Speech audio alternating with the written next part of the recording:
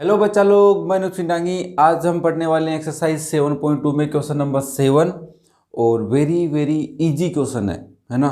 एकदम देखने में ऐसा लग रहा होगा कि सर डायग्राम भी गिवन नहीं है और कुछ स्टेटमेंट गिवन है, अब कैसे करें इस क्वेश्चन को। तो मैं तुम्हें बताता हूँ, अभी एकदम चुटकी में तुम सोल्व कर लोगे। कैसे करोगे, देखो ABC एक राइट एंगल ट्राइंगल है। चलो ये बात समझ में आती है कि राइट एंगल ट्राइंगल कैसा होता है, माइंड में इमेज बन गई। साथ में भी ये क्या करा है कि एंगल A 90 डिग्री का है। इसका मतलब एक राइट एंगल ट्राइंगल तो ऐसा ही होता है, ऐसे करके ड्रॉ करेंगे और ये हमारा राइट एंगल ट्राइंगल। अब A पे 90 डिग्री, इसका मतलब ये 90 डिग्री हो गया। अब B और C का पता नहीं, अब तुम्हारे पे डिपेंड है, तुम B इधर लो या इधर लो, तुम पे डिपेंड है। मैंने जैसे B इधर ले लिया तो C उधर आएगा क्योंकि ABC था, जिसमें AB इक्वल AC है। ये जो AC है ये AB के इक्वल है। Okay, find angle B and C। अब बताओ एंगल B और C कितना है। अब तुम सोचोगे सर इसको प्रूव कैसे करें, ये तो पता चल गया दोनों एंगल इक्वल होंगे, है ना। ये 90 का है और इन दोनों का सम भी 90 का है। 2 का डिवाइड करेंगे 45, 45 आ गए। अब इसको लिखे कैसे, वो भी प्रॉब्लम आ गई। चलो फटाफट बताता हूँ।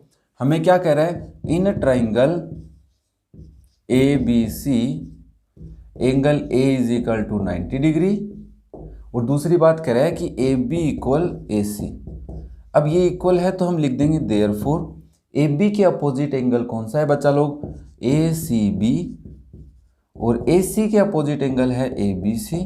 क्यों है तुम यहाँ पे लिखोगे, देखो एंगल्स हैं तो हम लिखेंगे angles opposite to, angles opposite to equal sides. किसके हैं, इक्वल साइड्स के, और वो क्या होते हैं आर इक्वल, क्योंकि दो एंगल हैं इसलिए आर यूज में लिया गया है। ये सुनो, अब हम यहाँ तक पहुँच गए। अब हम उसमें एंगल लाना है, कितना डिग्री लाना है फाइंड आउट करना है, वैल्यू फाइंड आउट करनी है। तो हम यहाँ से क्या कह सकते हैं, बी और सी इक्वल भी है, पहली बात तो ये, बट हमें उसकी वैल्यू कैलकुलेट करनी है। तो हमें ये करना होगा कि सर इन ट्राइंगल ABC एंगल, अब तुम यहाँ पे ये भी लिख सकते हो angle A plus angle B plus angle C, क्योंकि तीनों एक एक ही एंगल बन रहे हैं, इज इक्वल टू 180 डिग्री। और यहाँ पे भी तुम बच्चा लोग ये भी लिख सकते हो कि sir angle C is equal to angle B, है ना, क्योंकि सिंगल एंगल बन रहे हैं वर्टेक्स पे।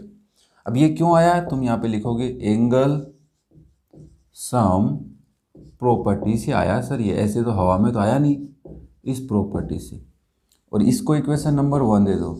तो तुम यहाँ पे लिखोगे by equation 1 you can say that angle A plus, अब तुम्हारी मर्जी है B की जगह C रखो या C की जगह B। पहले तुम B को कैलकुलेट करोगे तो लिखोगे angle B plus angle B, और इसको इक्वेशन 1 दो, इसको 2 दो।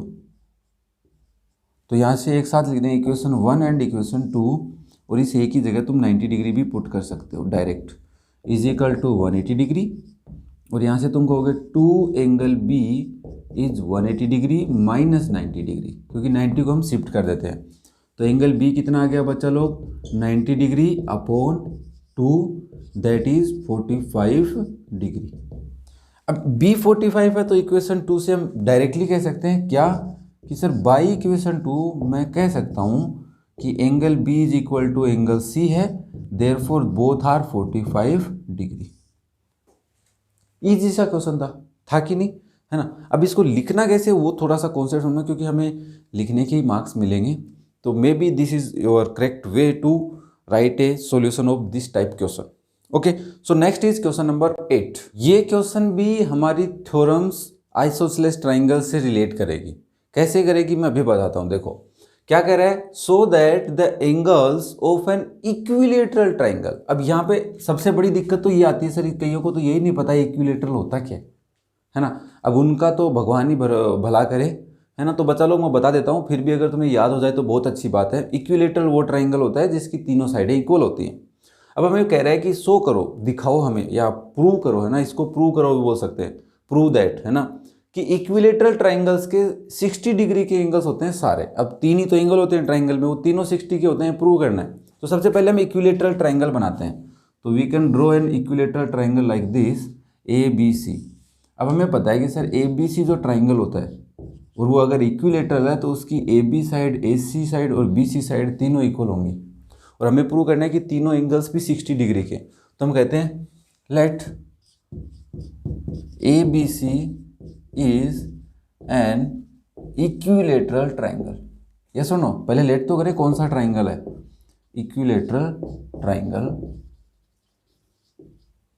इन विच, जिसके अंदर साइड भी बता दो कि AB equal AC equal BC।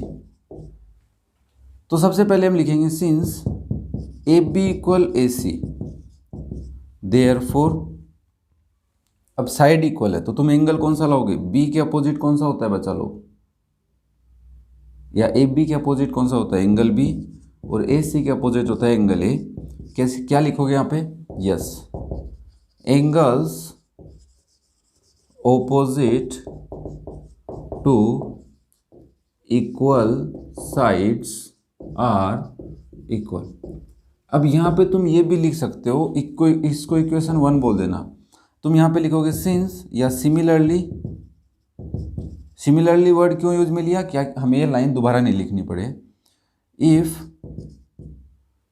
AC equal BC, तो हम यहाँ से लिखेंगे एंगल AC के अपोजिट कौन सा है बच्चा लोग? जल्दी से बताओ।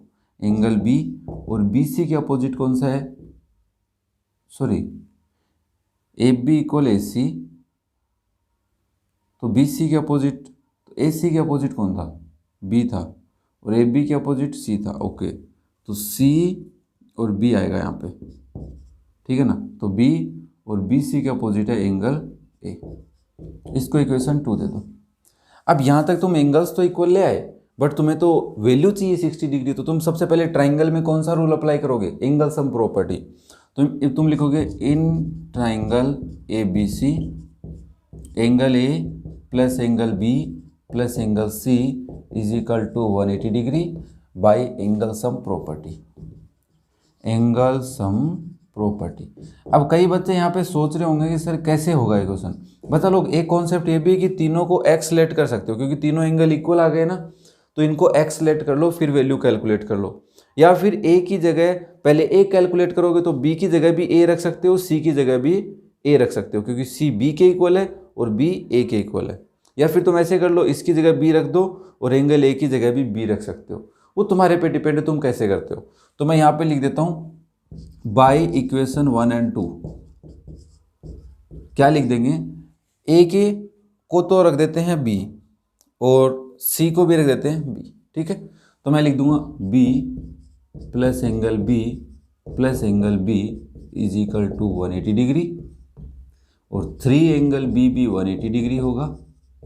तो एंगल बी मेरा आ जाएगा 180 degree upon 3 that is 60 degree. अब ये तो मेरा हो गया कि बी 60 डिग्री का है तो सी भी 60 का है और बी अगर 60 का है तो ए भी 60 का है। तो मैं यहाँ पे लिख देता हूँ बाय इक्वेशन 1 और 2 angle A equal angle B equal angle C is equal to 60 degree.